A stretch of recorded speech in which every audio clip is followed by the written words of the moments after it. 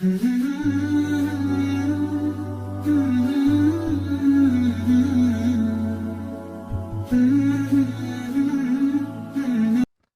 عليكم ورحمة الله وبركاته.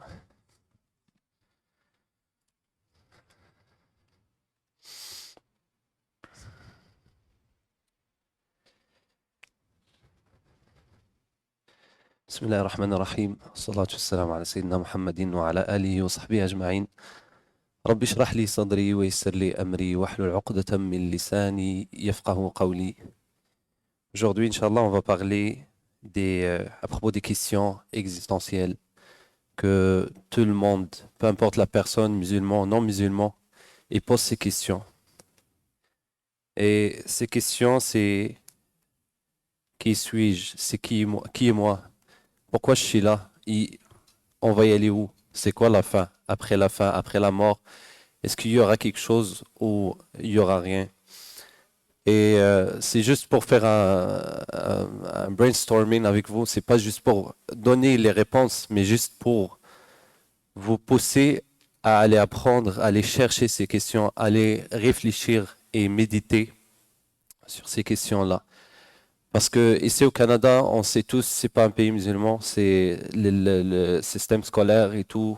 Qu'est-ce qui plante dans les cerveaux de nos enfants, c'est pas la même chose que notre croyance. Fait que, il faut vraiment savoir avoir les réponses à ces questions et de discuter ça en famille à la maison pour que les enfants y comprennent et adorent Allah Azza wa Jal avec clairvoyance et sagesse. Alors ces questions-là, c'est pas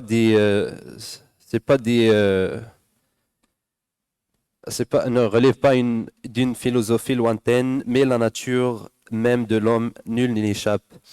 Et si l'homme ne trouve pas une réponse juste à ces questions, il vit dans l'angoisse et l'égarement. Et Allah Azza wa Jal a parlé de ça beaucoup dans le Coran. Et Nabi sallallahu alayhi wa sallam aussi a expliqué ça dans le Coran. Ça, c'est les points fondamentaux, de la religion.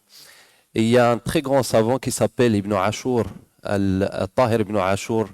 Ça, c'est parmi les grands savants qui a parlé de Maqasid Sharia. Pourquoi Allah Azza wa Jal a créé les cieux et la terre? Pourquoi Allah Azza wa Jal nous a amenés ici? Et je vous conseille d'aller chercher, de chercher c'est qui ce alim et d'apprendre et de lire ces livres aussi, c'est vraiment important. Alors on commence par le Coran.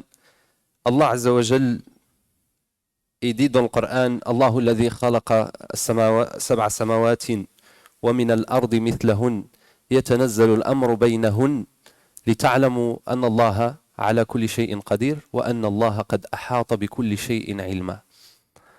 Alors Allah Azza wa Jalla a créé les cieux et les terres et ce qui est entre eux, juste pour qu'on sache que Allah Azza wa Jalla il est le tout-puissant, il est capable de tout faire. Allah Azza wa Jal, il est capable de tout faire.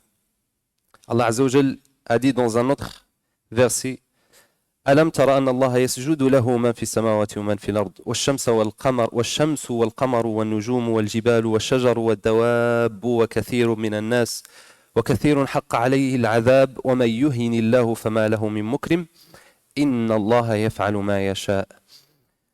N'as-tu pas vu que c'est devant Allah que se prosternent tous ceux qui sont dans les cieux et tous ceux qui sont sur la terre, le soleil, la lune, les étoiles, les montagnes, les arbres, les animaux, ainsi que beaucoup de gens.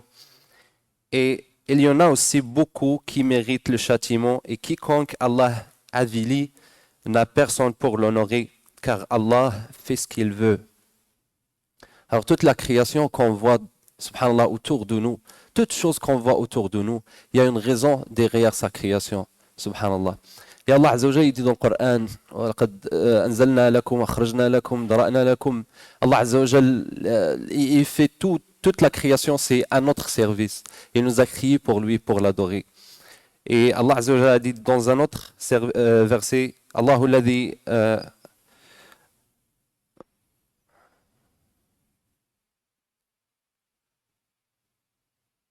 نعم أولم يروا إلى ما خلق الله من شيء يتفيأ ظلاله عن اليمين والشمائل سجدا لله وهم داخرون سبحان الله.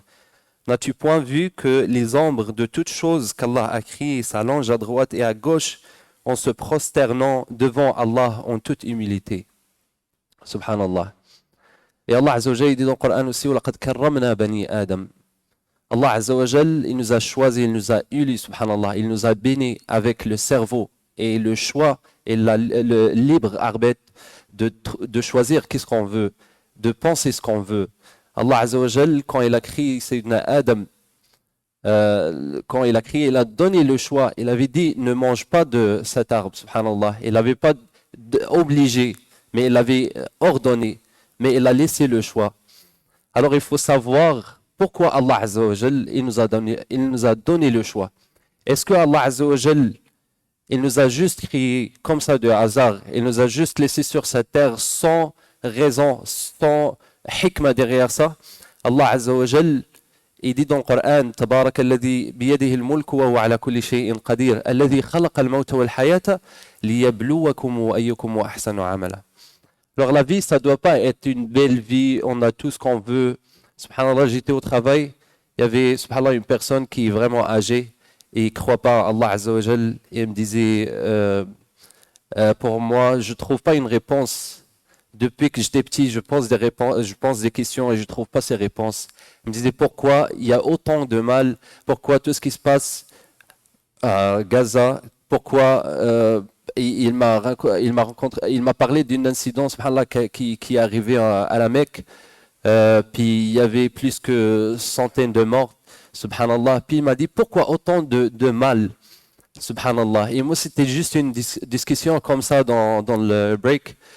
Puis je lui ai dit, subhanallah, je ne peux pas t'expliquer la raison derrière cette création, la raison derrière toutes ces choses qui se passent là dans 5 minutes. Si tu ne comprends pas the big picture, pourquoi Allah Azza wa Jal, depuis le début, pourquoi Allah Azza wa Jal a choisi, a voulu nous créer, tu ne peux pas avoir des réponses concrètes, des réponses sincères, des réponses qui vont te convaincre à ces questions-là. Et subhanallah, j'étais vraiment épuisé quand j'ai parlé, puis on tourne en rond, subhanallah. Et ça m'a montré comment, subhanallah, si la personne a grandi dans une famille musulmane, puis cette personne fait juste la même chose que ses parents, parce que ses parents ils l'ont dit de prier, parce que ses parents ils l'ont dit de jeûner, parce que ses parents, un jour il va se rendre à l'école, puis il va poser, les gens autour de lui, ils vont le poser les questions, pourquoi tu fais ça, pourquoi tu fais telle chose. Il ne va pas être capable, il va être gêné, il ne va pas être capable de répondre une réponse claire à ces questions. Même lui, il va y avoir un doute, subhanallah, illa ma rahima rabbi. Et subhanallah, c'est pour ça, il faut vraiment qu'on revient à la source.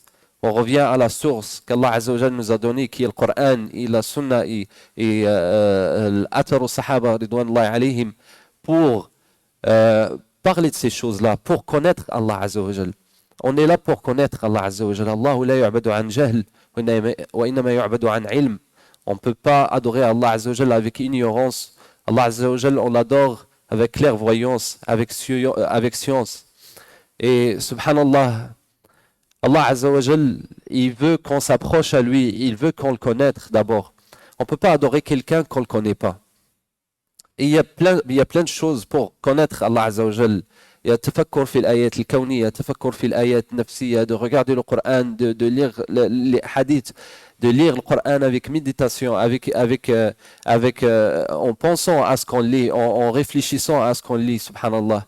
Avec ces choses-là, l'insan, Allah Azza wa Jal, il permet à cette personne qui veut savoir qui est Allah Azza wa Jal de s'approcher à lui. Allah Azza wa Jal dit dans le hadith, man taqarraba ilayya ba'an taqarrabtu ilayhi dira'an. وإن أتاني يمشي أتيته هرولة. Subhanallah, Allah, ça veut dire qu'Allah Azza wa Jal facilite pour lui le chemin pour le connaître son Seigneur. Et subhanallah, on a tendance à la maison, pour moi, quand je suis je suis grandi dans une famille typique marocaine. Quand je pose des questions comme ça, mon grand frère, il me laisse pas parler de ça, tu vois. Il me donne pas de réponse, mais il me dit pourquoi tu. On dirait que j'ai fait je sais pas, un grand péché, subhanallah, de parler de ça. Mais il faut vraiment, vraiment de ne pas avoir peur de poser ces questions ou de parler de ces questions dans les bonnes conditions, dans les bonnes places, avec les bonnes personnes. Parce que quand on parle pas de ces questions-là, ça crée l'angoisse, ça crée, subhanallah, un problème, ça crée beaucoup de problèmes dans la tête, dans la façon comment on réfléchit. Parce que si on comprend pas pourquoi on est là, si on comprend pas où on va y aller, si on comprend pas c'est quoi la raison, pourquoi on est là, qu'est-ce qu'on doit faire? Est-ce que c'est juste le travail? Est-ce que c'est juste acheter une maison? Est-ce que c'est juste d'avoir une famille, d'avoir des enfants, puis après ça, après 60 ans, 70 ans, t'es mort, on se rappelle même pas de toi. Est-ce que c'est vraiment ça la vie? Est-ce que c'est juste que la vie soit comme ça ou il y a vraiment quelque chose vraiment plus deep, plus profond que ça? Et Allah Azza wa Jal, il nous encourage dans le Coran à penser à ça. Allah Azza wa Jal, il dit dans la création des cieux et de la terre et dans l'alternance de la nuit et du jour, il y a des signes pour ceux qui réfléchissent, subhanallah. C'est ceux, ulil albab, ceux qui réfléchissent, ceux qui utilisent leur cerveau dans le bon sens, ceux qui ne suivent pas les shubuhat et shahawat et toutes les divergences, ceux qui ont le cœur pur, ceux qui veulent sincèrement de s'approcher à Allah Azza wa Jal, qui demandent à Allah Azza wa Jal sincèrement pour qu'il leur montre, qu'il lui montre le chemin pour s'approcher à lui. Et ça, subhanallah, le musulman, il ne peut pas y avoir, subhanallah, ces conversations, cette purification de l'âme, subhanallah, s'il ne prend pas du temps, un recul pour lui, puis il s'assoit entre lui et Allah Azza wa Jal, et il parle avec Allah Azza wa Jal. Il parle avec Allah Azza wa Jal. Il n'a pas besoin de choisir les mots. Il n'a pas besoin d'amener les meilleures paroles, les meilleurs sens. Non, tu parles avec Allah Azza wa Jal la même chose que tu parles, à la même façon tu parles avec ta mère, ton frère, tes amis. Comme ça, tu parles avec Allah Azza wa Jal. Tu ouvres ton cœur. Comme ça, Allah Azza wa Jal, il communique avec toi par des choses, soit avec des événements, des choses qui se passent dans ta vie, ou des choses que tu l'entends, ou des choses, subhanallah, que ça passe devant tes yeux. Allah Azza wa Jal, il communique avec nous comme ça, subhanallah. Mais est-ce que nous, on capte ces messages ou non? Est-ce que nous, subhanallah, dans Dua al-Istikhara, quand on fait Dua Salat al-Istikhara, Allah Azza wa Jal, il y a deux réponses à Salat al-Istikhara. Soit tu as le cœur apaisé sur cette chose que tu veux faire, soit tu vas avoir un rêve, tu vois quelque chose, subhanallah, pendant que tu dors. Allah Azza wa Jal répond. Il y a une façon que Allah Azza wa Jal communique avec nous. Jazakumullahu khairan. Il y a aussi des frères de Saint-Constant, ils essayent de ramasser un peu d'argent pour, je ne sais pas, est-ce que c'est construire une maison ou juste louer une maison, Inch'Allah. Pour plus de détails, ils sont en arrière. On vous encourage, Inch'Allah, à participer avec eux. Barakallahu fikum, jazakumullahu khairan.